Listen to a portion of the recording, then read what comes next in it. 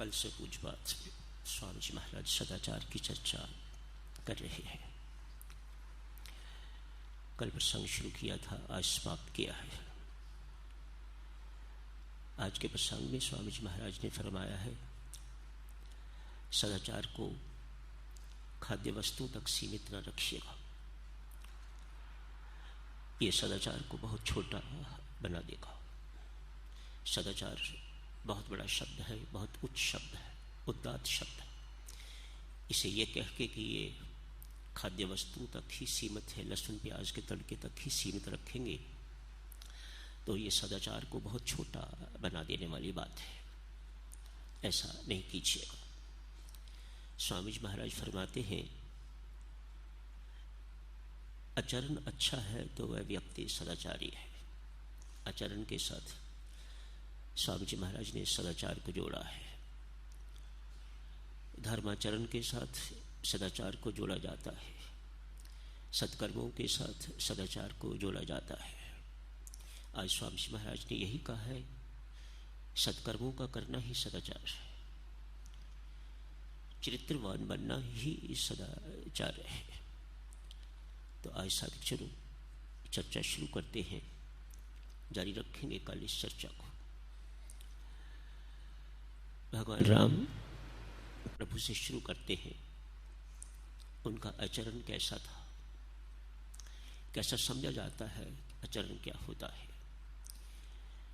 सदाचारी व्यक्ति, सत्य का आचरण करने वाला सदाचार, सत्य का आचरण करने वाला, धर्म का आचरण करने वाला,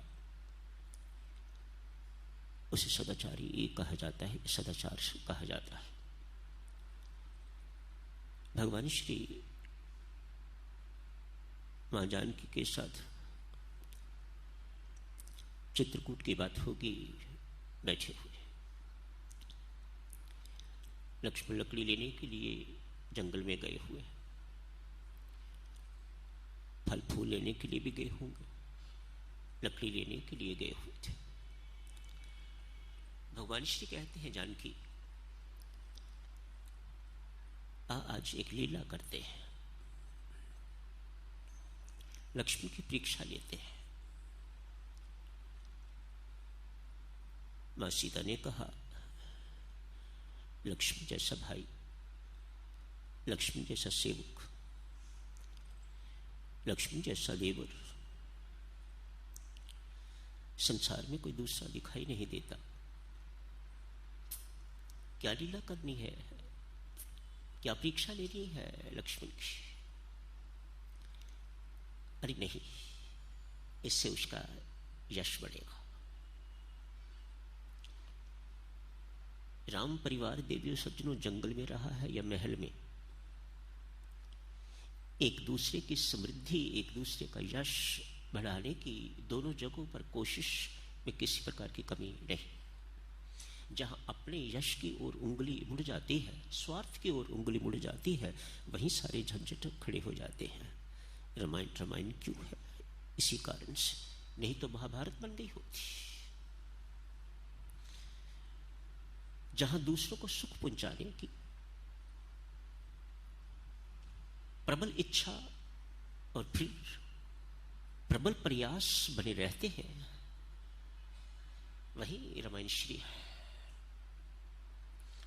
अपने सुख की तो किसी को परवाह ही नहीं है, ऐसा प्रेम में वातावरण है। रामायण जी का आधार है प्रेम। रामायण जी ग्रंथ कहिए, कुछ भी कहिए, उसका आधार है प्रेम। और जहां आधार प्रेम है, वहां रामायण जी जैसा महल खड़ा हो जाता है। जहां आधार प्रेम नहीं है, वहां महाभारत जैसा महल तो खड़ा हो जाता है, लेकिन वह गिर के सर्वनाश, सत्यानाश हो जाता है उसका। एक दूसरे को सुख देने की बात, व्यक्ति एक दूसरे की समृद्धि, एक दूसरे को यशस्वी देखने की बात रामायण जी में ही मिलती है। अरे सीता, मेरे लक्ष्मण का यश बढ़ेगा इससे।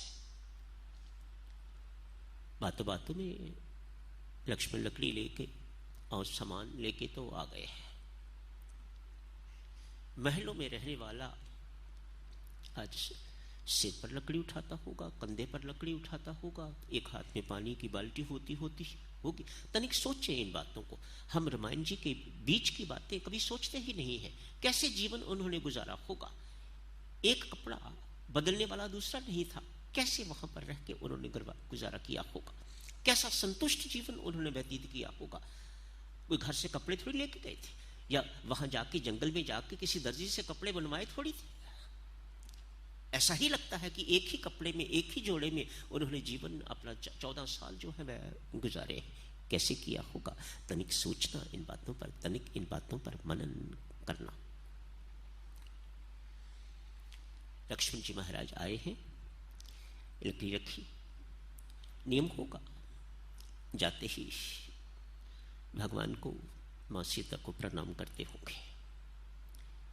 जब जंगल के लिए जाते होंगे तो भी प्रणाम करके जाते होंगे। आशीर्वाद, ये उनके नियम है, उनका स्वभाव इस प्रकार का। ये उनको कुछ करने की, विशेष ढंग से करने की आवश्यकता नहीं।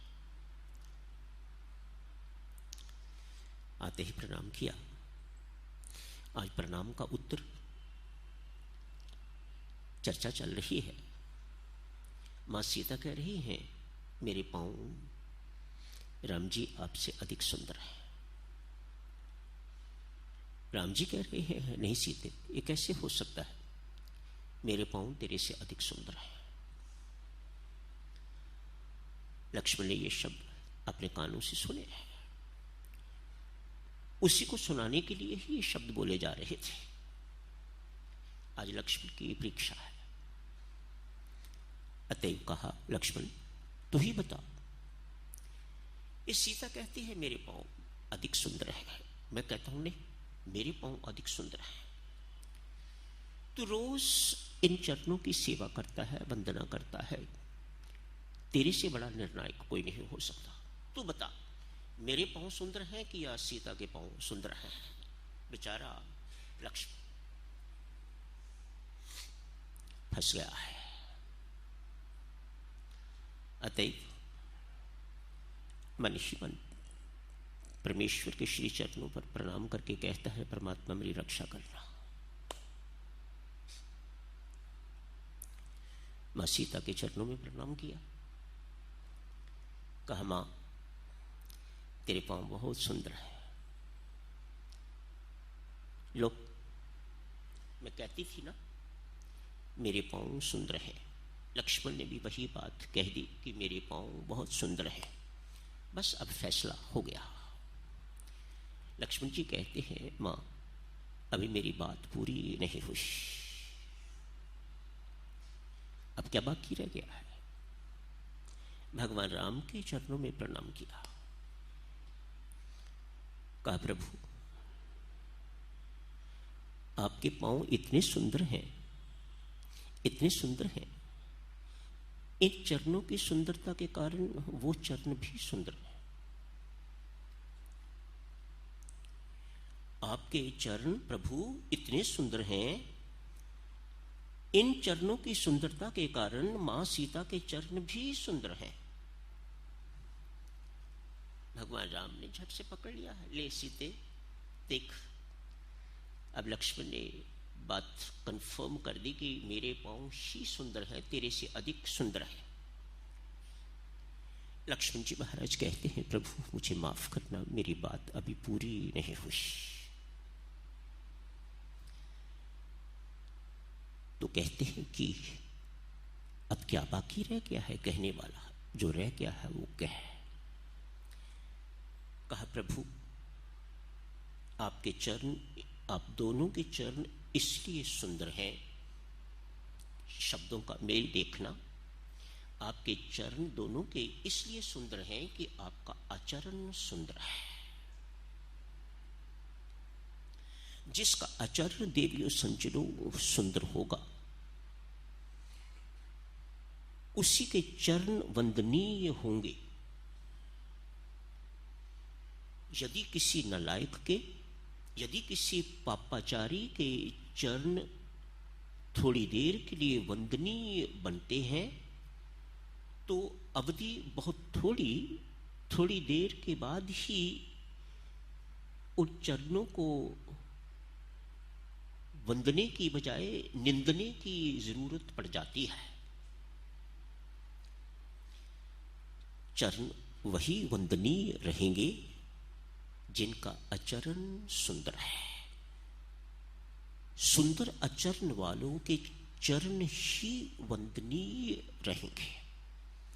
लक्ष्मण जी महाराज कहते हैं, व्यक्ति अपने चरणों को जितना मर्जी छुपा के रख ले। स्वामी जी महाराज, पांव को हाथ नहीं लगाना। प्रेम जी महाराज, पांव को हाथ नहीं लगाना। इस बात का उन्होंने जिंदगी पर ध्यान रखा है। न स्वामी जी महाराज ने, ना पुष्य प्रेम जी महाराज ने किसी को पांव को छूने की, हाथ लगाने की इजाजत नहीं दी। यहां लक्ष्मण जी महाराज बहुत सुंदर बात कहते हैं, आप पांव तो बेशक अपने छुपा लो, आप अपने चरण बेशक छुपा लो, लेकिन आप अपने आचरण को कभी नहीं छुपा पाओगे। वंदनीय चरण नहीं है, वंदनीय आचरण है। व्यक्ति को चरण दिखाई दे न दे, आदमी उन्हें जितना मर्जी छुपा के रख ले, लेकिन मन ही मन आचरण को वंदना ही इन चरणों की वंदना है। तो आज यहीं समाप्त करने की इजाजत दीजिए। कल आलोचना के साथ ही सदाचार की चर्चा भी जारी रहेगी। धन्यवाद।